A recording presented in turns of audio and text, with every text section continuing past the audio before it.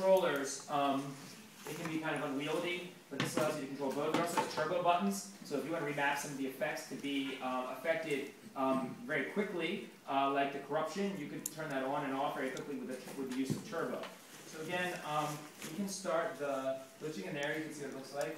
And let me see here. Yes, that's kind of what it looks like here. You'll see less color variation than you do in a lot of emulators, and that's just because, well, this is the way it's really supposed to look. You also see a lot more, some of the colors are more muddy, but again, that depends on the tile set as well. And we should be able to slow this down a little. Let me start scrolling it, and then there. So that's a really nice effect. You don't really get the kind of doubling effect that you see. You don't get as much in the emulator as you do here, but you see that similar bar that's going up, and then we can control it by going through. Here's the bars.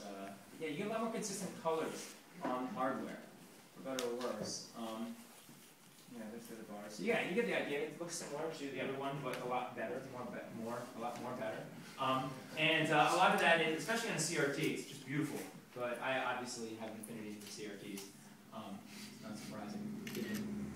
Writing Nintendo software. But anyway, this is what it looks like. This is GLitchNES 2. And again, it's not really for sale anywhere, but you want a copy, I can make you one with custom stuff, or I can tell you how. Either one is cool. And yeah, that's GLitchNES 0.2. And hold on, this is the first one. This is, we should see some difference, because obviously he would have used different EEPROMs, like the ones that don't work. I hope it works. I know. It's dead. Yeah. Alright. So anyway, this card might not work. Yeah. I didn't make that, so it's not my fault. This is the power pack. This better work. I talked this thing up as a life-changing experience. And it better work because it was working yesterday. Alright. Yay, alright, this is the power pack. So this is really amazing. Never been this close to one. It feels great. Where is it? For you. Oh, where this? GLitchNES 0.2. I can't even see that. There you go. Alright, cool. So this is like the directory structure. So you can actually browse it. So let's see. So this is interesting. Let's see what the difference is. First off, you need to start adding VG codes down. Yeah, I should use it. So this is what it looks like here. Not much different at first, but you'll notice a few things when you stop it. And one of the things is that you get these bands. You see these bands? And that's might be cool, but if you want to use this for any type of like logos or anything, the graphics quickly corrupt to a point beyond recognition, but you do get some interesting like have pieces of something and of RAM, and it might be all right. So yeah, you can see that you have definitely different results. Slow it down again. Point right there. Change some of the tile sets. You'll get different colors too here, because again, you know, everything's different. This is actually very complicated.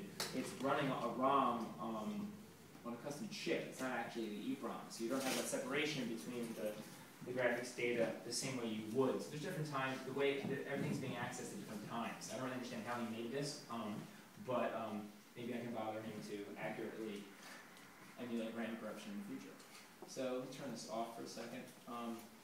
It's still moving. It's not bad looking. Okay, so yeah, that's it in a nutshell.